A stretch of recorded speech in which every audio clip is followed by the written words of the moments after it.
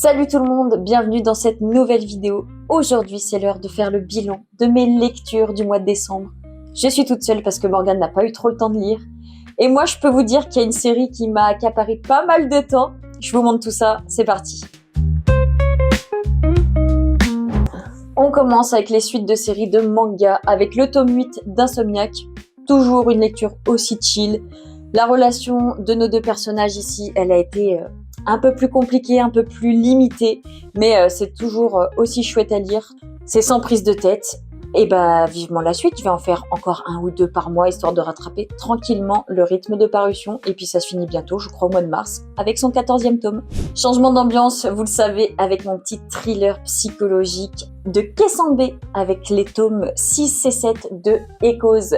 Alors là, notre héros principal a vu une de ses meilleures amies prise au piège, on va dire. Donc là, c'était un peu la folie. J'en dis pas plus parce que il y a quand même beaucoup de révélations et puis on est déjà bientôt à la fin. Ça se finit en 11 tomes.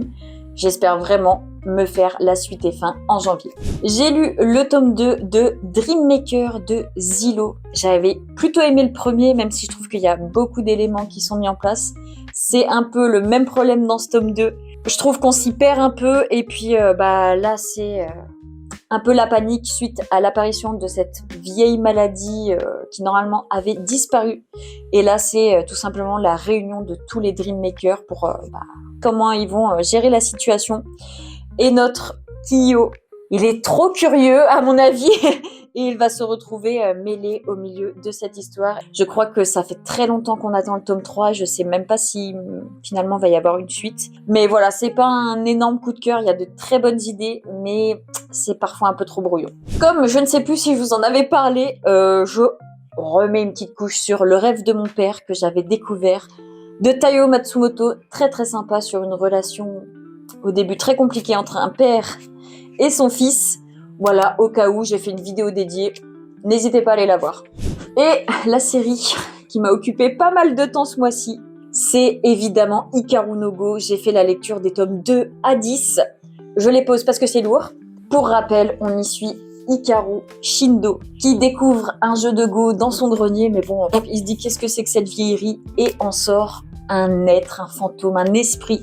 Sai, un très très vieux joueur de Go, enseignant même cette discipline. Et bon, au début, il va essayer de lui faire plaisir, jouer vite fait avec d'autres gens. Et puis très vite, il va se prendre à la passion de ce jeu. Et il va vouloir être reconnu par son rival, Akira.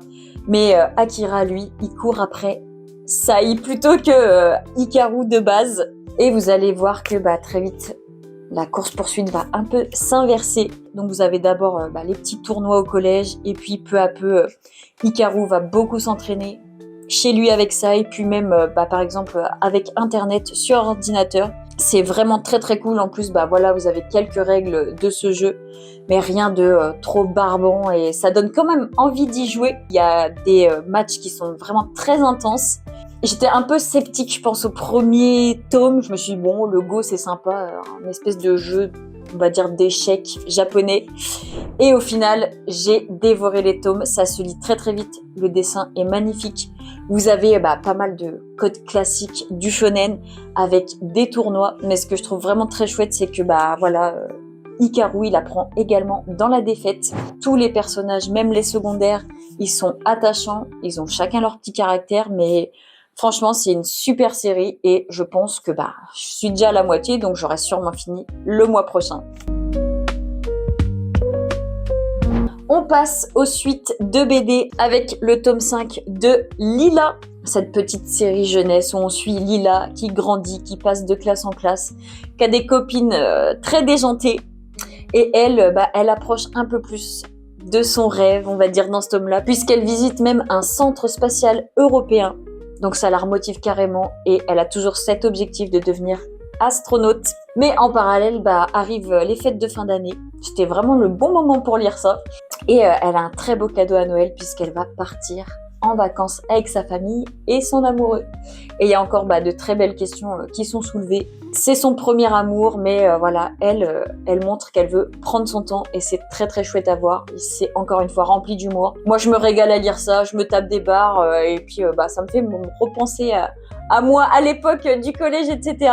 Donc c'est très très chouette. Ensuite, j'ai lu avec ces 2 tomes la BD Jamais. C'est 2 histoires, on va dire, indépendantes, mais bon, je vous conseille quand même de lire les 2 à la suite et de lire celui-ci en premier. On va y suivre cette petite mamie aveugle qui vit dans la maison où elle avait vécu avec son mari qui est perché sur une falaise. Et malheureusement, le climat, la vie fait que pour sa sécurité, il vaudrait mieux qu'elle déménage. En tout cas, c'est ce que le maire essaye de lui faire comprendre. Mais elle l'envoie carrément bouler. Elle va écouter rien ni personne jusqu'à que ce soit vraiment très très dangereux. C'était plutôt drôle. Le dessin, c'est pas ce que je préfère en réalité.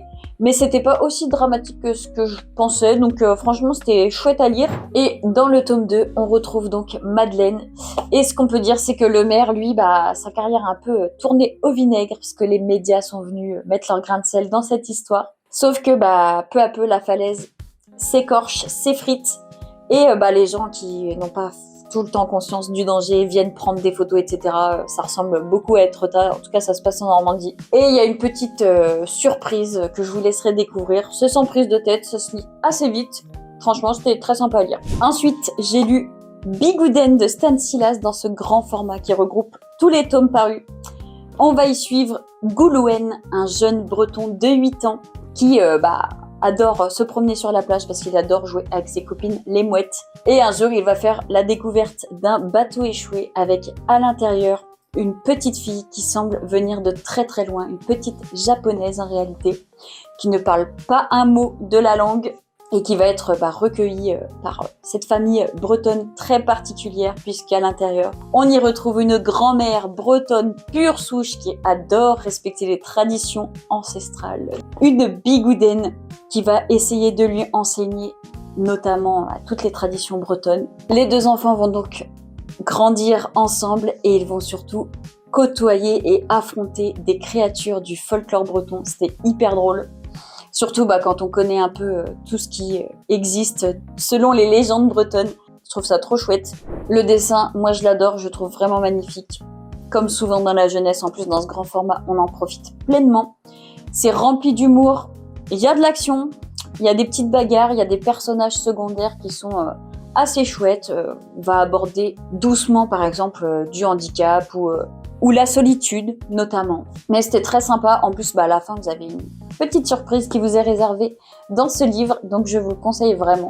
Plutôt pour un public un peu plus jeune ou en tout cas, si vous avez envie de rigoler en parlant de ces créatures bretonnes farfelues.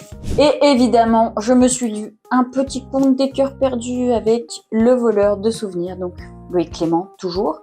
Et Bertrand Gatignol au dessin. On y suit Félix, qui au lieu de collectionner, les cartes Pokémon comme tout le monde en ce moment, eh bien lui, il collectionne les souhaits.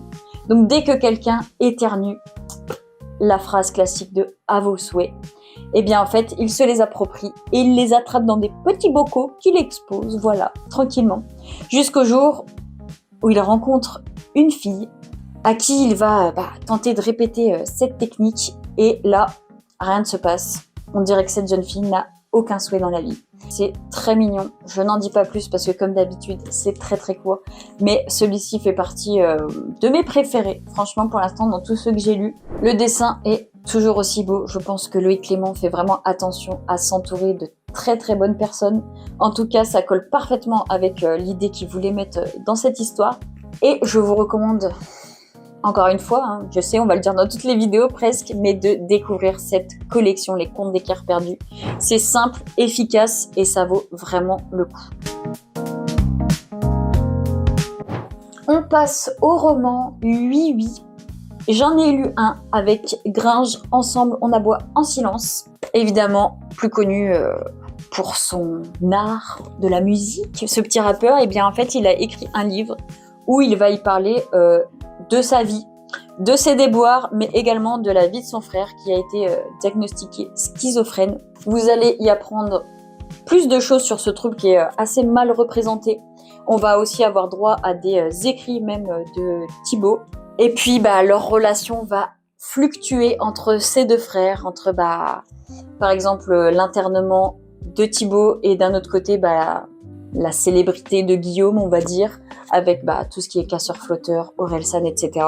C'est un peu le récit de leur vie, donc de la découverte de cette maladie, la réaction de la famille, des parents.